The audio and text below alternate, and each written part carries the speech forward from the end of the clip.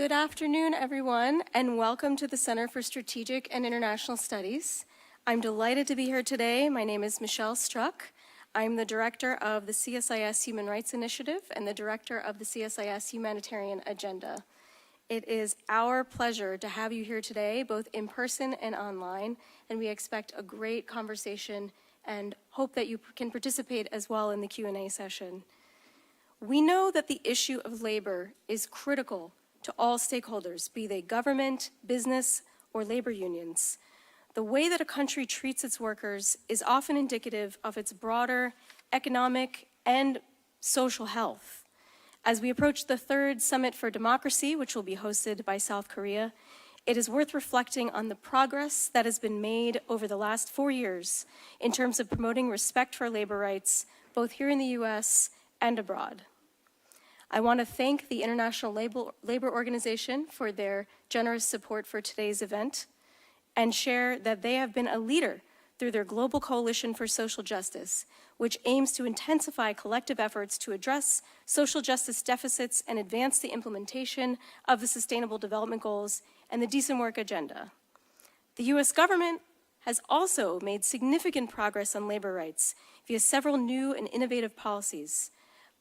President Biden's global labor strategy outlines a whole-of-government approach to advancing worker empowerment, and the Department of Labor's Empower initiative is working with global partners to elevate the role of trade unions and organized workers. And finally, we have the Biden-Lula Partnership for Workers' Rights, which we will hear more about from our distinguished panelists, including Brazil's ambassador, who is with us here today. Before we turn to our panelists, it is my great pleasure to introduce Mr. Gilbert Hongbo, the Director General of the International Labor Organization and the former Prime Minister of Togo. Mr. Hongbo has spent much of his life working to improve the prospects of the world's most vulnerable people, using his extensive experience in policy issues, economic development, diplomacy, and financial accountability. In his current role as the Director General of the ILO, he is focused on promoting greater social justice, fighting inequalities and discrimination in the world of work, and achieving better working conditions, both through national action and by building more effective multilateral coordination and leadership.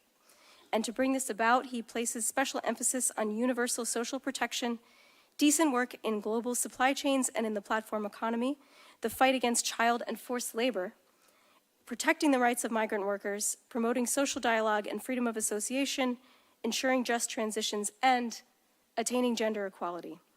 He's held many notable positions throughout his career, notably as Prime Minister of Togo from 2008 to 2012, and he's also served as Assistant Secretary General and Regional Director for Africa at the UN Development Program, Deputy Director General for Field Operations and Partnerships in the ILO, International Labor Office, and Chair of the Board of the Natural Resource Governance Institute.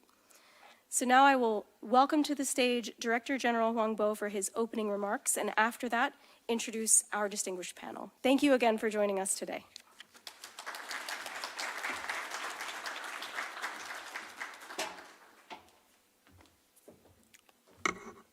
Good afternoon or good evening to you all. And thank you so much for having us here, Excellency Maria Luisa Ribeiro, the Ambassador of Brazil, Undersecretary Tia Lee, Kerry Feingold, the Director of International Department at the AFL-CIO, and Melissa Paula, the Vice Chair of the Corporate Responsibility and Labor Affairs Committee in the U.S. Council for International Business. Dear colleagues, dear guests, let me start by recognizing that in recent years, we have witnessed, globally at least, good news. Normally, the recovery in terms of economic growth, job indicators are back. Most of the job indicators are back to their pre-COVID level, and the global job gap now is below as well its level that it was in the last quarter 2019. That being said, still ahead of us lie rather daunting, systemic, and pervasive challenges. The inability of the current economic model to produce sufficient, decent jobs. The state of labor rights, where they exist, the inadequate social protection, the lack of sustained social dialogue, and obviously the effect of the climate change and the demographic shift that we are witnessing, all of which are contributing to escalating inequalities globally, I'm afraid. And on top of all of this, we are now witnessing the great excitement, but also the immense challenges that come from with the development of Gen AI, as we call it. I hope you will agree with me that returning to a business as usual after COVID, such an approach will be a siren call to further crisis.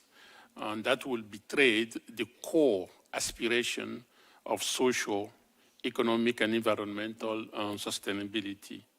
We do require an alternative path, one that firmly places decent work and social justice at its helm.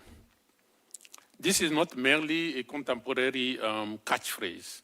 It is a principle of fair treatment, a principle of equal opportunities, a principle of decent working condition embedded in the very constitution of ILO at the very beginning in 1919. It declares that universal, it's important for us to keep repeating this, that universal and lasting peace rests on the foundation of social justice. Today, more than ever, as the world complexity intensifies, there is a pressing need to reassess development strategies and reorient our institutions to prioritize human needs, the rights, and the primacy of decent work. The fight for decent work and labor rights is one that demands our urgent attention as many parts of the world continue to grapple with significant labor market challenges marked by high informality, low productivity, insufficient job growth, and inadequate system to protect workers' rights. Globally, young people still facing the challenge of simply finding a job, and unemployment is just the tip of the iceberg. Unemployment figures are often masked by the prevalence of insecure and, quite frankly, unproductive employment. Even worse, we are witnessing an uptick in forced labor, now estimated to be around 27.6 million people. And this is not merely a statistic, it's a human catastrophe, which, with each number representing individuals deprived of their dignity, deprived of their freedom. And it is important to note that this challenge is not limited to developing nations. It is a global issue. And we have not been able to eradicate the scourge of child labor as well, which stands at 160 million children trapped in their conditions of exploitation. Hundreds of million people face as well the unfortunate reality of workplace discrimination. which is amplifying disparities and eroding fundamental rights. Discrimination against women remains particularly profound, both in gaining entry to labor markets, and once employed, of course, we know they earn on average 20% less than their male counterparts.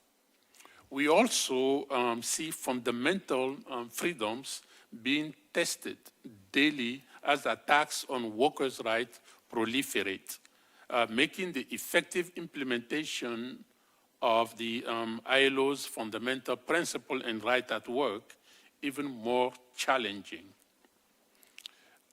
Just an example, in Myanmar, since the military coup in 2021, trade unions have faced large-scale and lethal violence, harassment, intimidation, and arbitrary arrest and detentions, as has been strongly condemned by ILO GB, our governing body, we call it.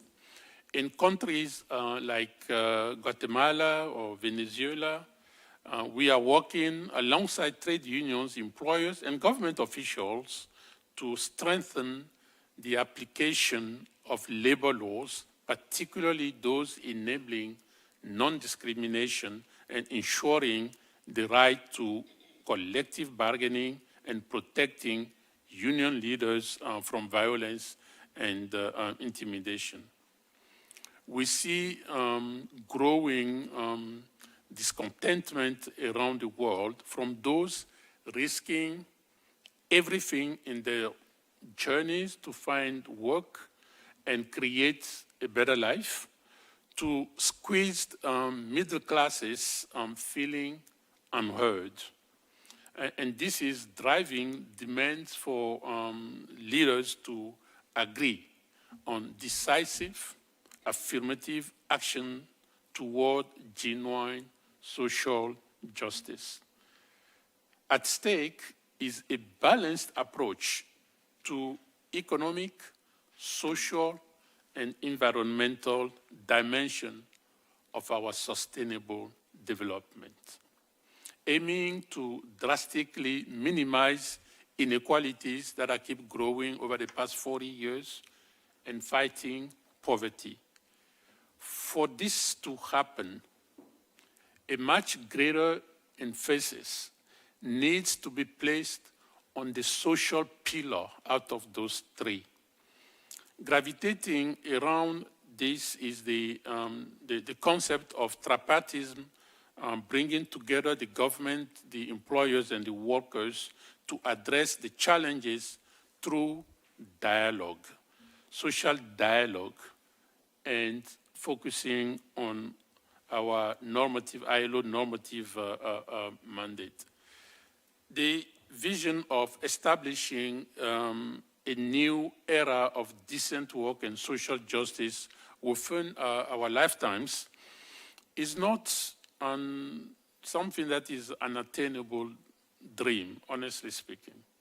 It is both feasible, and I will be pretentious by saying that it's mandatory if we really want peace, not only for our generation, but for the generation to come.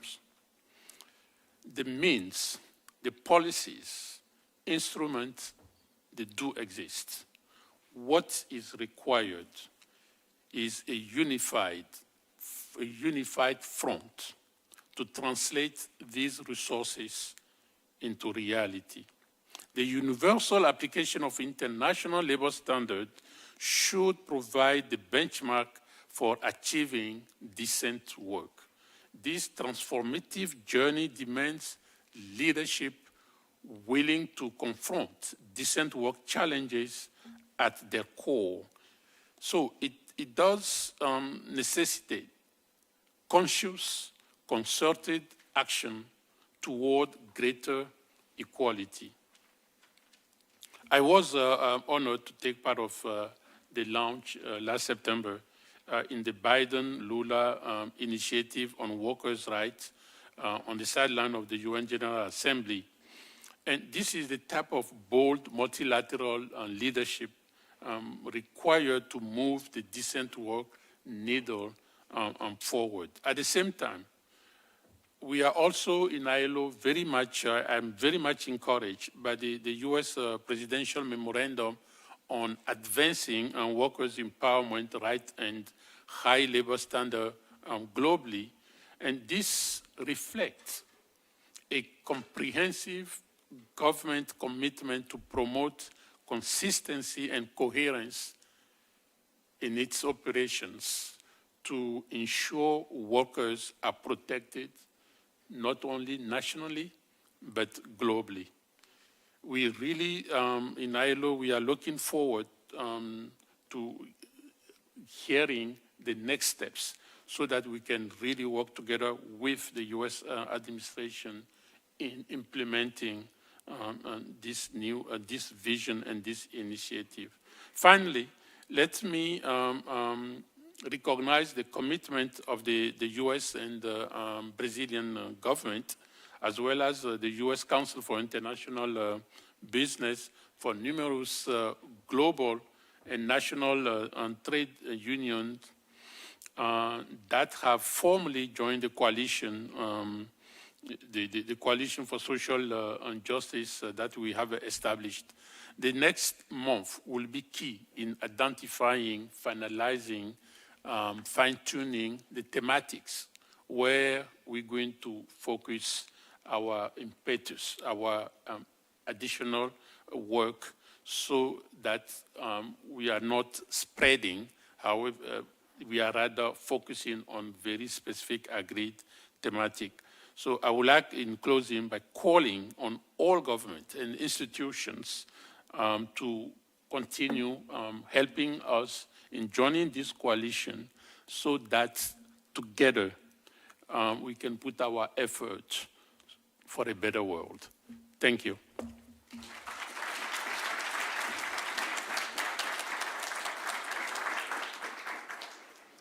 Thank you so much. What inspiring and powerful remarks on the state of the labor and workers' rights in the world today, and we really appreciate those comments. So I'll turn now to our panel. I'm absolutely humbled and honored to introduce our panelists here. I'll start on the end. So we have with us Melissa Capello, who is both Vice President of Sustainability at the Albright Stonebridge Group and Vice Chair of the USCIB Working Group on Corporate Responsibility and Labor Affairs. And in her prior role as Global Director of Policy at Anheuser-Busch, she developed global multilateral engagement strategies and advanced programs in support of the UN Sustainable Development Goals. And before that, had a long and distinguished career at the State Department and also worked in the Office of the US Trade Representative. So thank you so much for being here today. Then I have with us Kathy Feingold, who is the International Director for the AFL-CIO. She is a leading advocate on global workers' rights issues with more than 20 years of experience in trade and global economic policy and worker, human, and women's rights issues. And in 2018, she was elected Deputy President of the International Trade Union Confederation, an organization representing 200 million unionized workers worldwide. And in 2002, Secretary Blinken appointed her to his Foreign Affairs Policy Board. Next, we have with us Deputy Undersecretary for International Affairs at the U.S. Department of Labor, Thea Lee. She has been advocating for workers' rights both domestically and internationally for over 30 years, most recently having served as President of the Economic Policy Institute from 2018 to 2021. And prior to that, Deputy Undersecretary Lee spent 20 years at the AFL-CIO, where she served as Deputy Chief of Staff, Policy Director, and Chief International Economist. And then finally, I have Ambassador of Brazil to the U.S., Maria Luisa Ribeiro Viatti. During her career, she has held numerous positions in the areas of trade promotion, multilateral organizations, and bilateral policy. And some of her recent roles include serving as permanent representative of Brazil to the United Nations, Ambassador of Brazil to Germany, and Chief of Staff to the UN Secretary General. Please, a round of applause for our panelists before we start this discussion. Thank you so much. So I'll start with the question I'm going to direct to all of you, so please feel free to jump in. There's a widespread deficit in decent work that has profound social and economic implications, as we've heard already discussed today. So, in your view, what is the most important issue that would address this that we could discuss today? The number one issue. So perhaps I'll start with you, Deputy Undersecretary Thea. Sure. Thank you so much. It's a great pleasure to be here, Michelle, and it's always a pleasure to follow Director General Huang Bo and to hear his remarks. So in terms of the decent work deficit, of course, when we talk about decent work deficit, we're talking about not just the number of jobs, but the quality of jobs. But also, and I think the Director General mentioned it, empowerment.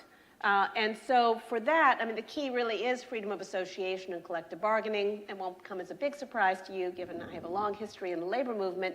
But I actually think that this is a moment in history when we have the opportunity to really leverage economic and political power to make changes. Because when workers don't have the right to organize a union, an independent democratic union, and bargain for their fair share of the wealth that they create, autocratic governments sometimes can't tolerate democratic unions. So unions are essential to democracy, they're essential to peace, as the Director General said, they're essential to shared prosperity.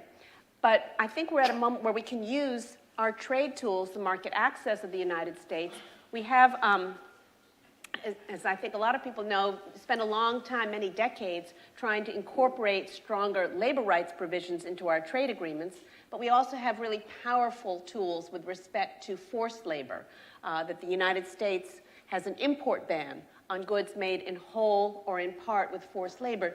These tools are essential to motivate the power players in the global economy, both the corporations and the governments that have the power, that don't want to share that power. But if they're access to markets, not just of the United States, but maybe of Canada, the European Union, Australia, the United Kingdom. And this is the conversation that we're having right now globally, and that's why the Global Coalition for Social Justice that the Director General talked about, our multilateral partnership for organizing worker empowerment and rights, Empower, are so important, because what it does is bring together like-minded governments, and of course the US-Brazil partnership, where we can bring together like-minded governments and really synergize that power and so that we can share the policies that are working to protect and strengthen workers' rights around the world, but especially freedom of association and collective bargaining.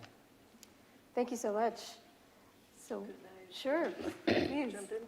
Yes, well, thank you very much. I'm very pleased to join you and this wonderful panel in this discussion today on an issue that is very important to Brazil and has become central to US-Brazil cooperation, our bilateral agenda. And in fact, Secretary Blinken is in Brazil today. He had a meeting with President Lula this morning, and workers' rights and decent work was very much part of the conversation. And we have a long-standing cooperation with the ILO, and I'm very grateful to Mr. Wambu for his support and his contribution to this partnership and to making our cooperation even stronger. And of course, we are also very happy with the excellent partnership we have had over the years with the CSIS, and I'm very glad to see that workers' rights is also part of your ongoing work. We look forward to contribute to that as much as possible. And regarding your question, I think that from a Brazilian perspective, we believe that addressing this deficit in decent work requires a comprehensive policy approach. I very much agree with your comments. I would add perhaps in our case the importance of encouraging formalization. As we know, formal employment offers greater job security, access to social services, and also contributes to improving working conditions in general and wages. And perhaps we could also mention the importance that has been already emphasized by the Director General of ILO, the importance of encouraging dialogue, collaboration among governments, workers, and employers as a way of facilitating the development of policies and their implementation. Thank you so much. Yeah, I just want to start by saying, well, first of all, thank you for having me here. And I want to underscore what an amazing moment this is to be on a panel with business. Thea basically stole my speech, someone from government. And, that they're all nodding in agreement about unions and decent work and social justice. If we had been at CSIS a few years back, this may not have been the conversation. So I want to underscore what a moment we're in, and that we need to seize this moment, like the Director General just encouraged us all to do. You cannot have social justice without decent work. And that's why I'm really proud to announce that today we are formally, just this morning, joined the ILO Social Justice Coalition. I believe, Director General, that we are the first country to be business, labor, and the government to sign on, or one of the first countries, which I think also speaks to this moment in the United States, when many people think there isn't a space in this country for social dialogue. But I think what we're seeing here is there is interest, there is excitement, and I want to connect the dots between the social justice framework at the International Labor Organization and the other frameworks that we just heard about, right? Because the idea of the social justice coalition is to connect the dots between what we're doing here in the United States, the President's directive, which if people don't know what that is, it basically tells every US agency to look at global labor issues. From the Department of Energy to the Department of Labor, that one's easy, to Commerce, agencies that haven't had to think about this before, our missions around the world, right, are now having to ask different questions. We have a new narrative, and I think this social justice coalition helps us ensure that this is not only happening in the United States, but it's going to be happening around the world. There are going to be seats at the table for unions, and I want to underscore what Thea said. There can be no justice without freedom of association, without the right to strike, without collective action by workers. And the ILO in 1919 anchored itself in this pillar of social justice and fundamental rights. And so what we're doing today, which I think is exciting, is reclaiming that moment. Building frameworks that will last for years to come, that really embed worker rights as the key to justice and equality. And I just want to name a few other things that are linked to having decent work. And we don't really talk about decent work in the United States as a frame, so I want to make sure people understand it doesn't mean any old job. It means a job that has rights and social protections, that you can form a union without a corporation running an anti-union campaign against you, right? That you can freely decide what kind of democratic practices you want in your workplaces. It means that there are good wages, that there are social protection floors that allow for just transition to the clean energy economy and to new technologies like artificial intelligence. We need to build that floor under working people in this country and around the world. It means that migrant workers, informal economy workers are recognized under labor protections. In the US, we have too many people who are excluded from basic labor protections. So we need labor law reforms around the world that will ensure there indeed is a floor of social justice. So it's an exciting moment. Decent work is at the heart of it. Every single person wants to wake up, know they'll go to work, know they'll be able to exercise their rights, have health care, take care of their families, and have a robust labor law system that can protect them when their rights are violated. And so I do hope, I'm going to join the DG's call. I'm going to hope that here in the United States, business, labor, and the government can come together to come up with a few concrete ideas and how we can ground the social justice coalition in our context and not just keep it up here as an aspiration, but as something we deliver to working people in this country. Thank you. Thank you so much. And thank you for underscoring the importance of having everyone at the table. I think that is such an important point for everyone to take home, is none of this can happen without people working together and representing the very important and often powerful interests that are seated here on this panel. So thank you so much. Melissa, love to hear your thoughts. Thank you for having me today. And if I can underscore a different moment, it is not lost on me that we are a panel of all women. It is pretty impressive. And I'd like to thank CSIS for including me. And to my panelists, I'm very humbled to be here. I'm representing the U.S. Council on International Business today, and for those of you who don't know what we are, we were formed in 1945. We represent multinational companies, SMEs, we represent law firms, we represent consultancies and business sectors. So we're very vast. So within that, you can appreciate that I got to get my points right. Can't be quite as laissez-faire as I might normally, so, excuse me if I get a little formal on you. But USCIB, we are the representative to the ILO for the U.S. business, and it's a very important aspect of being here today. USCIB is engaged in developing and supporting international standards, and the U.S. employer community supports advancing decent work globally. It's paramount, and improving labor conditions, and especially in countries that have challenging situations in the relationship to the human rights. Advancing labor rights globally has positive impact for business certainty. Investment and market expansions are easier, and there are lower risks for companies when they operate in markets free of labor challenges. In other words, like we've been saying, when all stakeholders are involved, business, workers, and governments, we all then benefit from economies that are free of labor challenges. Specific to your question, Michelle, about what can we talk about today, for us, the most important action that could address these deep-rooted labor and human rights challenges is to build capacity of national governments around the world, to create enabling environments for sustainable enterprise, and to promote human rights within their countries. Sustainable enterprises are a principal source of growth, wealth creation, employment, and decent work, the promotion of which is a major tool for achieving decent work, sustainable development, and innovation that improves standards of living and social conditions over time.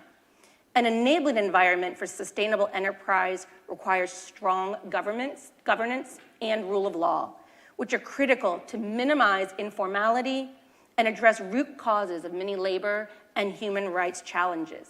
This is where we see both the global labor strategy and the ILO's Global Coalition for Social Justice. They can deliver real value and support constituents around the world. Thank you so much. Thank you so much for these really important points. I think now I'll go and I'll address each of you with a targeted question. We've raised a lot of important points for discussion. I'll start with Deputy Undersecretary Lee. Specifically, the Biden Global Labor Strategy outlined this whole-of-government approach to advancing worker empowerment, unions, internationally recognized workers' rights. And obviously, it's carried out by all executive branch agencies operating overseas, as Kathy emphasized. So I'd love to hear from your perspective, what is new and different about this strategy? Thank you for that question, Michelle. And the Global Labor Strategy, it's got a long name, the Presidential Memorandum on Advancing Worker Empowerment Rights and High Labor Standards Globally. But we call it the Global Labor Strategy for obvious reasons. And I was happy to hear both Kathy and Director General Huang Bo talk about it. I can't tell you how exciting this is. This is the first time in the history of the world that a leader of a country has basically given this directive to every single cabinet secretary, every single agency in the U.S. government that does anything international, and said, we want you to elevate worker rights in everything you do. We want workers at the table. He sent out a cable, the Secretary of State, the Secretary of State sent out a cable to every U.S. embassy around the world, instructing them to make sure that worker rights is integrated into everything that they do. When there's a high-level visitor, trade unionists and worker advocates should be at the table. This is amazing. This is a dream come true. And it is something that no other country has actually done. And when I was in Brazil last year, President Lula apparently told the labor ministry that he was very jealous of the global labor strategy.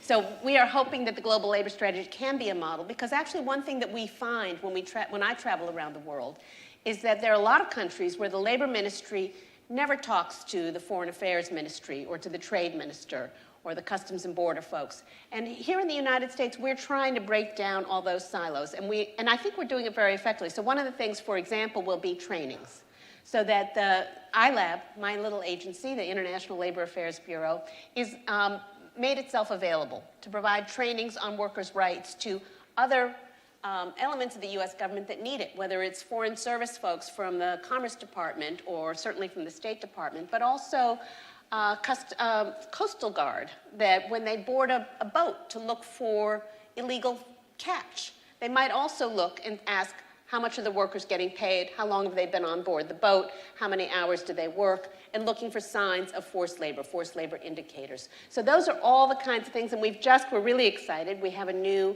handbook on decent work in fishing, and especially detecting forced labor in fishing that the ILO and DOL put out just last month. So we hope that that kind of thing is a very useful resource. So the training, the convening, the messaging, and already since this has been in place, which is just since last December, we are getting requests from other agencies. They're going to be visiting country X, and they want to make sure they're meeting with labor leaders. And so between our labor attachés and the labor officers at the State Department and the Solidarity Center and our colleagues in the AFL-CIO, so I feel like this is really an important step towards bringing a coherent international labor rights policy to the U.S. government and hopefully to many other governments as well. Thank you so much.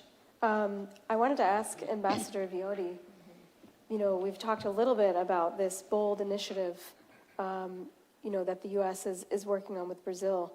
So I was curious, what are some of the concrete actions Brazil is taking to implement it?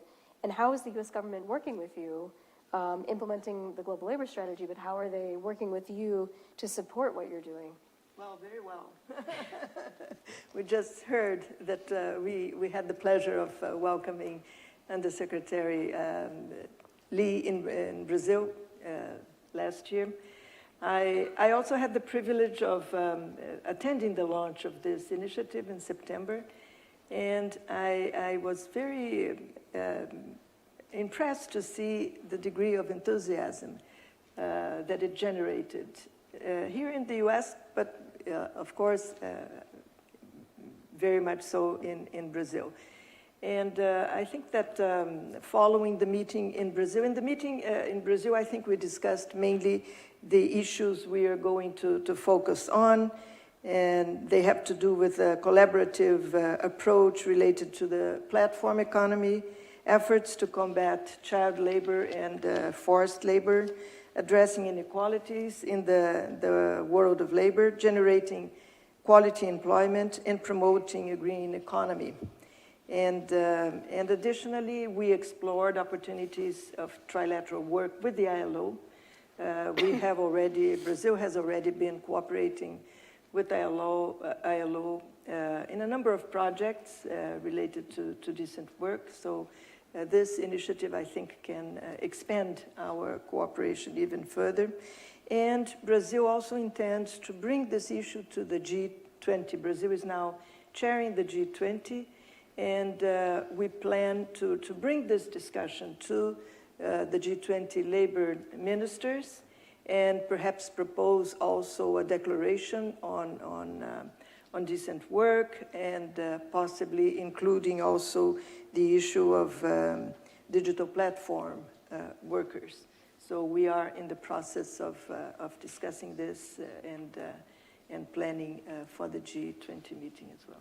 Well, thank you so much. That's extremely exciting, and I do hope that this becomes a model that many countries are thinking about mimicking, perhaps, as they consider that declaration.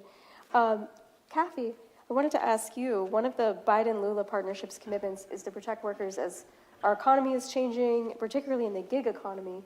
So particularly those who are vulnerable, may be classified as independent contractors and can unionize and receive protections afforded by workers in other industries. What are the AFL-CIO's recommendations for governments reflecting on this, and kind of how can governments learn from your recommendations for how to address this gap? Thanks so much for the question. Thanks to Brazil for your leadership on this issue. I had the opportunity to also be in Brazil with my partners in the Brazilian labor movement and members of government, and you also are doing a lot of work on this issue to really redefine around the platform economy. So one of the things I'm really excited about in this partnership and in the ILO, again, the connections between all of these frameworks is that next year we're going to be negotiating a new standard for platform work, which is just so critical because here in the United States right now, we're doing this piecemeal, as we do in the United States, which is, battling this out state by state to try to figure out how we resolve the fact that so many workers in this country are misclassified, right? And so the first thing that we need to do, and I think this is, in the US, we are very focused on misclassification. Around the world, people are really focused on informalization, as you were saying, that so many workers already say, it's not about me being misclassified. I've spent my whole life outside of labor law protections. And so really what we're saying is that all workers, regardless of status, should have the right to exercise their fundamental labor rights, the right to freedom of association, and to bargain collectively. So I think that's the first pillar. And again, President Lula, that is something that he speaks about robustly. So we're excited for Brazil's leadership. We know here in the United States that workers are employees, right? We're fighting this issue of misclassification because businesses do not want to say that platform is different.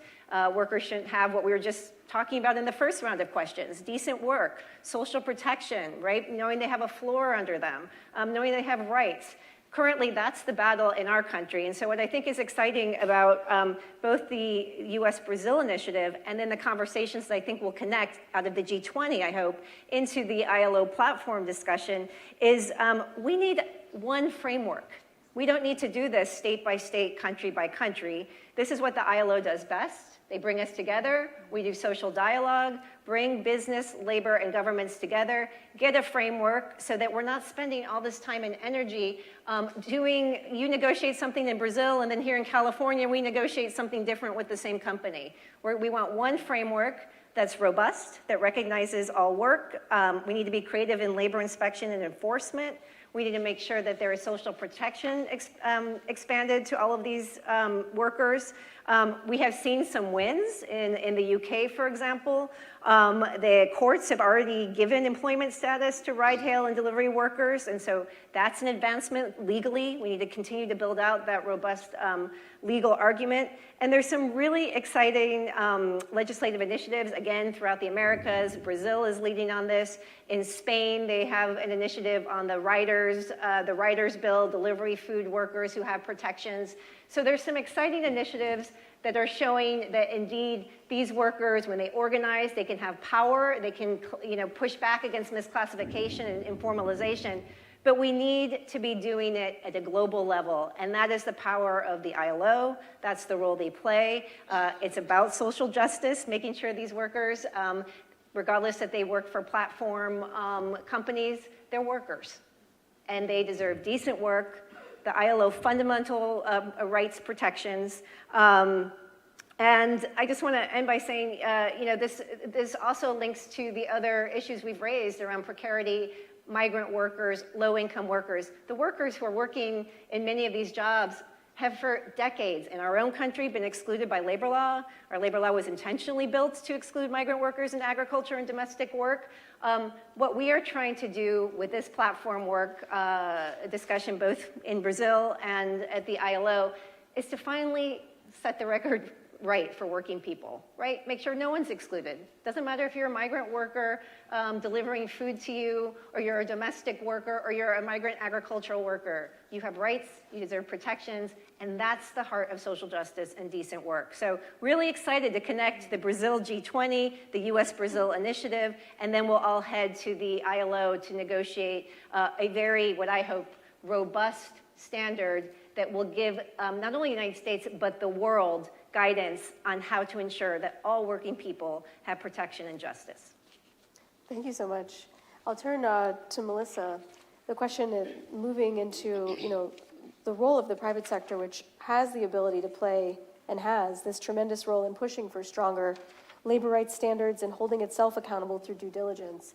But in Europe, we've seen now some potential new directive, the EU CSDDD, which might turn this work from a voluntary behavior into a legal mandate in the EU.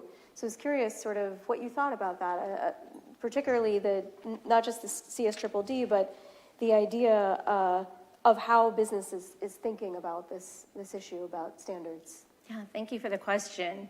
I think, we all have demonstrated time and time again, advancing labor rights globally, it benefits all stakeholders. It's not one stakeholder group that benefits more than another. I think the question really is, how can you do this most effectively. So when it comes to the EU CSDDD and other legislation, I think it's important to flag that with this increase in sustainability legislation and mandatory human rights due diligence, there's risks. And in this particular instance, there's risk that we'll see an increase in companies leaving markets with challenging human rights situations. And this could lead to divestment and job losses. And these are the unintended consequences that could come. And we're concerned that some pieces of legislation are really deviating away from the UN guiding principles on business and human rights, which very clearly points out that governments have a duty to protect human rights, and business has a responsibility to respect human rights. It is very clear in these guiding principles. It's important that we keep government's feet to the fire, focusing on capacity building and eliminating corruption and information. They hold the primary responsibility when it comes to human rights. But legislation, like you were talking about, it's seeking to shift this duty to protect from the governments to the business. And it's not likely that's going to improve human rights situations in host countries. So we need to be very mindful of these long-term consequences that can come with some of this legislation. What we're hearing from companies around this legislation, such as the EU CSDDD, is also that moves companies' sustainability work from their sustainability teams to their legal departments. And this focus then becomes compliance rather than partnership, rather than engaging locally, rather than really creating initiatives to move the needle. So in order to prevent such unintended consequences of legislation, and really to make sure that we're driving real change on the ground, we need to make sure that we're tackling that underlying issue and the root causes and help those local constituents to improve labor rights, which is, again, why we hope the Global Coalition and the Global Labor Strategy can catalyze such action, and we stand ready to support it. Thank you. I really appreciate the perspective. In terms of sort of this idea of like the push and pull of creating, strategies and regulations which bind actors a bit more. Does anyone else want to weigh in on that? Sure. Yeah, I think it's an important point because at the end of the day, it comes down to enforceability. And one of the really big problems we have is we have lots of initiatives that aren't enforced. We spend a lot of time having dialogues and having, you said, companies put it into their legal departments because it's seen as liability and risk, instead of actually just enforcing labor law. A statistic I use a lot in the United States, we spend 12 times the amount on migration enforcement than we do on labor enforcement. And I'm guessing around the world, if you looked at actual labor enforcement, we're so busy like deporting people and violating people's rights rather than making sure that poultry plant has the health and safety protections it needs, that those workers, where there are laws, they're being effectively enforced, where there's due diligence for supply chains, it's actually getting done and not getting tied up in legal departments. I mean, that is the idea. The idea is it's getting done. It gets back to my initial point. If we were here with workers, our responsibility collectively is to say, how can we improve that life of a worker? And so we spend a lot of time negotiating these big, heady, due diligence tools. It's up to us to make sure they're effectively enforced, improving the lives of workers, and ensuring that labor laws and labor standards are effectively enforced. And that's why you see in our own country, we're really moving, as Thea was talking about trade policy, that labor tools that we have in these policies are going from voluntary to binding and enforceable. Sure, go ahead. I'd love to jump in on this point also, because I think this is really the conundrum. This is the puzzle that we have, which is how do you get corporations to take responsibility for their entire supply chain? For decades, that has not been the expectation. So I've been doing this work a long time, but back in 1990s, Nike would sit with me and say, well, we can't possibly be expected to know. We have thousands of subcontractors. We can't police the labor conditions in all of those. And that's partly true, but it's also true that companies have subcontractors so they don't have to know what's happening, what the labor conditions are. And so I think we're coming back, back to terms with that in the sense that and maybe it's inadvertent, but the U.S. forced labor import ban I talked about before, in whole or in part, doesn't give you a pass because you don't know what's in your supply chain, or because you don't employ everybody in your supply chain, whether it's, the kids picking cocoa beans or in the artisanal mines in Democratic Republic of Congo, picking up chunks of cobalt and selling them by the roadside. All those things are ending up in our chocolate bars, in our electric vehicle batteries, and we have responsibility. We are compliant. And so, to me, the key really is not so much like moving things from the social compliance folks to the legal folks, it's moving it up into the CEO penthouse, where, and I think what motivates the CEO really is the market access. That it's not scolding. I don't think we can expect to change this by making people feel bad. Because if we've created global markets where the winner is the biggest abuser of labor rights, then we can't expect companies to step up and do the right thing. But governments, as you say, and you're exactly right, Melissa, it is government's responsibility to enforce labor laws, but they also have to have the resources to do that, and companies need to not always be lobbying to cut taxes and to cut regulations and to cut worker protections. So, I think we all have responsibility here, but my point, I think I do have a point, which is that if you start at the top of the global supply chain, the big multinational corporations, that's where the money is. That's where the economic power is. That's where the political power is. If those companies want to, they can, in fact, enforce labor protections throughout their supply chain by saying, I'm not going to buy from Farmer Joe, who doesn't pay his workers. I'm not going to buy from, that mine by the side of the road. I'm going to make sure that the workers had their rights. They had the decent work. They had the social protections. They had a safe and healthy workplace. They didn't have to, kids weren't working overnight on the kill floor of a meatpacking factory. So, but it will take that, because I think what you can't do is fix it at the bottom. Like, you can't say to the cocoa farmers, don't hire kids, because there's poverty and there's desperation. But if we paid a decent price for the cocoa, maybe the parents wouldn't have to bring their kids to the cocoa fields. Michelle, I can just Yeah. reply just for 1 second. I think you'll be happy to know that in my role in the vice chair of the Corporate Responsibility Labor Affairs Group, this is what we're talking about. How do we do this? There's the difference, right, between letter of the law and spirit of the law and your responsibility under the UN Guiding Principles on Business and Human Rights. How do you have that through line, that sight line, and how do you, as a multinational in particular, because you have that power, enforce? So these are the conversations we're having and that I'm leading, so I look forward to reporting back to you on it. But we hear you, and it's what we're tackling. Awesome. Thank you. Thank you so much. So I'm going to move to the Q&A portion. I've already received a couple great questions from the audience online, but just to share how it will work, just for a few minutes. If you're watching this at home, you can go to the CSIS homepage, and there's a ask a question box. If you submit that, I'll see your question, and I can add it to the queue. Additionally, if you're here in the room, we have microphones, so you can raise your hand. I'll start with an online question so you have some time to gather yourselves. But if you raise your hand, we'll have a person bring a microphone to you. You can address your question to anyone on the panel or to the whole panel. We really appreciate you being here, and we'll just go with the Q&A for a few minutes. So I'm going to start where we left off, which is there's a question that someone asked online, which was, how can we encourage companies to stay in countries with human rights issues in order to push to improve working conditions there? What can the private sector do to improve the behavior of their suppliers, and what leverage do they have? So sort of picking up where we left off. I guess I'll go first. Again, cannot speak for every U.S. company here. Let me just put that little footnote out there. But I think that companies want to know that there's a real partner within the government, that they are, to begin with, laws on the books that they can point to, because they need something to enforce at the end of the day. And that's where this national capacity is really important, and this tripartite. The ILO is a model for it, and it really works. So how can you incentivize?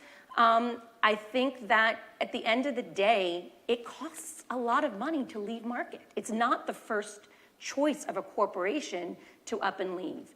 You have all kinds of things that come with that, and with the scope 3 and recognition of due diligence. Corporates can't just pretend they don't know who and what they're leaving behind. So I think that in order to incentivize and really encourage, it needs to be a carrot and a stick to know that there is something on the books that they can point to and to enforce, and to know that they're going to be backed by the workers in upholding those human rights, which is really what it comes down to, that they have those partners in working forward. Thank you. Did you want to add I did. anything? Sure. I wanted to jump in on that too, and build on that.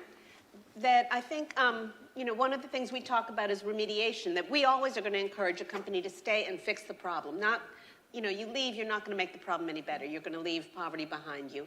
And it's also going to be a bad taste in people's mouths, like they stood up and asked for their rights, and then the company closed down and left. But we talk about remediation, but also worker-centered social compliance. And this is, I think, a little bit new. What we're trying to do is, one model is what we call the enforceable brand agreements that I know you're familiar with, that was, for example, in Bangladesh after the Rana Plaza building disaster, where a garment building collapsed with about 1,100 workers killed, tragically. But trying to build in workers at the seat at the table. If there's a union, that's the best. If there isn't a union, a truly representative set of workers who can be there negotiating on behalf, so that there are economic consequences and there is a worker voice in that process. So the enforceable brand agreement is one way that that companies can know they're not just checking a box like, oh yeah, I fixed that problem. I gave back the passports, I did what I needed to do, and I'm done. And then the problem might just crop back up again, because the really lasting change is going to be if workers ideally have a union, but have an organization where they have a voice, and then the company, rather than hiring very expensive people in suits to go and monitor the company, they could actually have a union on the factory floor. That's the cheapest and the best social compliance. I mean, absolutely, and I think that, for many years on the issues, I think Thea touched on the complication of tax. There's, U.S. chambers of commerce around the world that often protest against robust labor laws in countries, and so we can't have it either way, right? We have to have a commitment to supporting and upholding countries that are trying to strengthen their labor laws in compliance with the ILO. I think that's really important. You have to have, export processing zones were created entirely to carve out taxes, and then the countries look around and say during COVID, why is there no money for social protection? And so I think it's a whole different model, and that's what's exciting about this moment.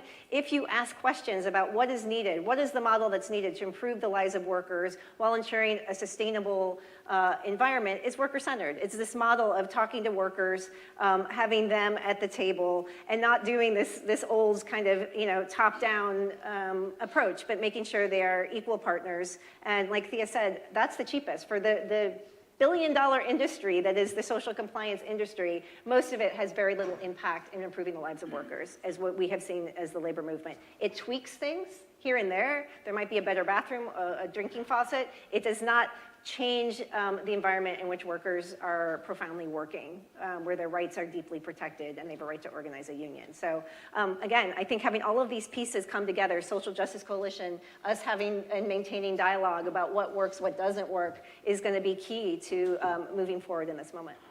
Thank you so much. So we're going to take one question from the audience and then wrap up. So we have raise your hand high. We have a microphone. All right, so looks like we've got one. Please introduce yourself as well, if you don't mind, when you ask your question. I'll go with this gentleman because I saw his hand first. Stanley Kober. A few weeks ago, Jerome Powell gave an interview in which he said, our debt is growing faster than GDP. I interpret that to mean we have tried to grow our way out of the debt. It hasn't worked. The only alternative is austerity. And I'm wondering how that austerity will affect labor rights. It's not just the U.S., it's around the world. Look at what's happening in China with the deflation. If we are facing globally a wave of austerity leading to beggar thy neighbor policies, how will that affect workers' rights? We've we've seen this. We've seen what austerity does. Austerity becomes an excuse, absolutely, to dismantle, saying we need labor market flexibility, that unions are getting in the way, when in fact, some of the best models we have for dealing when there are times of crisis or need for change is precisely social dialogue, that you bring business, labor, and governments together to figure out solutions. But absolutely, austerity has never proven to be good for workers. It's used as an excuse to cut social protection programs. In the end, it means that rights, protections, and the fundamental conversation we're having here about the need for decent work are all on the chopping block. There are many ways when there are financial crises to figure out creative solutions. It doesn't need to be top down. That's why developing these social dialogue mechanisms are so key. I just want to say, I think it's, for those of us that lived through the various crises and the debates around austerity, it's a favorite. It keeps coming back because, it's especially because it gives kind of cover to, weakening how in a time of crisis can we be talking about increased wages or increased protections? What a luxury. But I would turn it on its ear. How can you not, during the time of crisis, ensure that the people living in your country have the protections they need to weather a difficult time? And so it's the need to make those investments. And I would say without making those investments, people don't trust the democratic institutions, and we're paying for that right now. When you erode people's access to good jobs, to rights and protections, people don't trust the democratic institutions that are supposed to be delivering for them. And as the world basically goes into elections right now, we will see the outcome of that. But austerity has never been a friend to working people around the world. Well, thank you so much. I want to thank every person on this panel and to the Director General for what a great conversation. Let's give a round of applause.